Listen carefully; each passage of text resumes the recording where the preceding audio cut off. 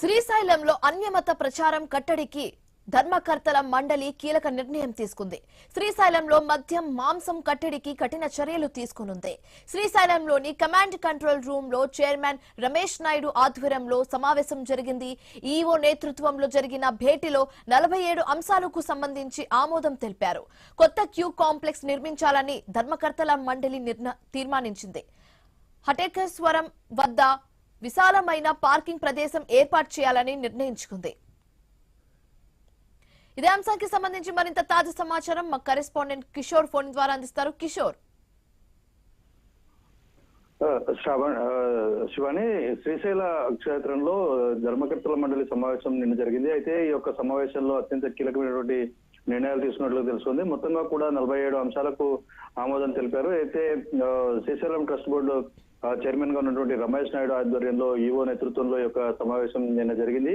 అయితే ఈ యొక్క సమావేశానికి సంబంధించి అనేక అంశాలు చర్చకు వచ్చినట్లుగా తెలుస్తుంది. మొత్తంగా కూడా 54 అంశాలను ప్రతిపాదించగా వాటిలో 47 అంశాలను ఆమోదం తెలిపారు. వాటిలో మరికొన్నిటిని మరోసారి చర్చించి వాటి మీద నిర్ణయాలు తీసుకోవాలన్నట్లుగా సమాచారం. అయితే ముఖ్యంగా తీసుకున్న నిర్ణయాలలో భక్తుల రద్దీ పెరుగుతున్న కారణంగా శ్రీశైల క్షేత్రంలో మరొక కొత్త క్యూ కాంప్లెక్స్ ను నిర్మించాలి అని చెప్పి ధర్మకర్తల మండలి తీర్మానం చేసినట్లుగా తెలుస్తుంది. అయితే అలాగే ఏదైతే ట్రాఫిక్ రద్దీని క్రమబద్ధీకరించేందుకు వాహనాల పార్కింగ్ కు సంబంధించి ఇటు అటకేశ్వరం వద్ద కూడా ఒక విశాలమైన పార్కింగ్ ప్రదేశం ఏర్పాటు చేస్తే బాగుంటుందని పాలక మండలి అభిప్రాయపడింది. దీనికి అధికారులు కూడా నిర్ణయం చేసినట్లుగా తెలుస్తుంది. అయితే పూర్తి స్థాయిలో కూడా శ్రీశైల క్షేత్రంలో భక్తులకు అనువైన వసతులు కల్పించడంతో పాటు శీఘ్ర దర్శనాలు అలాగే పార్కింగ్ సదుపాయాలన్నింటినీ కూడా క్రమబద్ధీకరించేందుకు కీలకమైన నిర్ణయాలు తీసుకున్నట్లు తెలుస్తుంది. అంతేకాకుండా ఈ యొక్క శ్రీశైల క్షేత్రంలో జరిగేటటువంటి అంటే మహాశివరాత్రి కానీ దసరా ఉగాది ఉత్సవాలకు సంబంధించి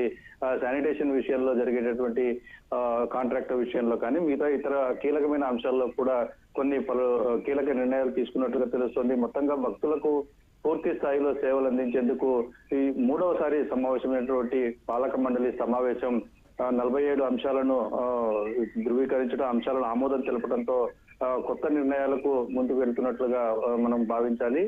ఏదేమైనప్పటికీ కూడా కొత్తగా ఏర్పడినటువంటి పాలక మండలి శ్రీశైలంలో వసతుల రూపకల్పన అలాగే మెరుగైన సేవలు అందించే విషయంలో ముందుకు వస్తుందని మనం భావించవచ్చు.